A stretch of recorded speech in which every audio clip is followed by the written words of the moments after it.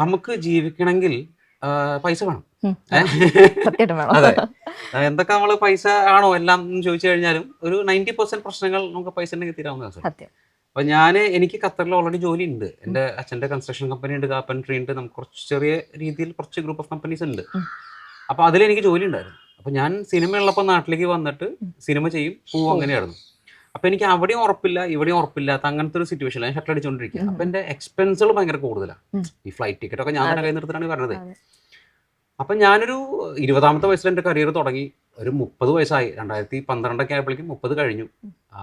എന്നിട്ടും ഞാൻ ആലോചിക്കണത്, അതായത് സ്റ്റെബിലിറ്റി ഇല്ല, ഫൈനാൻഷ്യൽ സ്റ്റെബിലിറ്റി ഫിലിം എന്നില്ല. ഞാൻ നോക്കുമ്പോൾ എനിക്ക് അവിടെ സ്റ്റെബിലിറ്റി ഉണ്ട്. അപ്പം ഞാൻ ആലോചിച്ചു കുറച്ച് ബ്രേക്ക് എടുക്കാം, ഒരു 3-4 വർഷം ബ്രേക്ക് എടുത്തതിന് ശേഷം ഒന്ന് ഫൈനാൻഷ്യൽ സ്റ്റെബിലിറ്റി ആയതിനു ശേഷം നമ്മുടെ പാഷന് വേണ്ടി പിന്നെയും പോവാം. അപ്പം എന്തൊക്കെ പാഷൻ എന്ന് പറഞ്ഞാലും ജീവിക്കാൻ നമുക്ക് പൈസ വേണം. അപ്പം ഞാൻ ഒന്ന് സ്റ്റേബിൾ ആവാമെന്ന് വിചാരിച്ച് പോയതാണ്. പക്ഷെ അവിടെ പോയപ്പോൾ ഞാൻ അവിടെ കുറേ വർക്കിൽ ബിസിയായി പോയി. അങ്ങനെ ബിസിയായി പോയിട്ട് തിരിച്ചിങ്ങോട്ട് വരാൻ പറ്റാത്ത സിറ്റുവേഷൻ ആയി. അപ്പോൾ അതങ്ങനെ നീണ്ടു പോയി.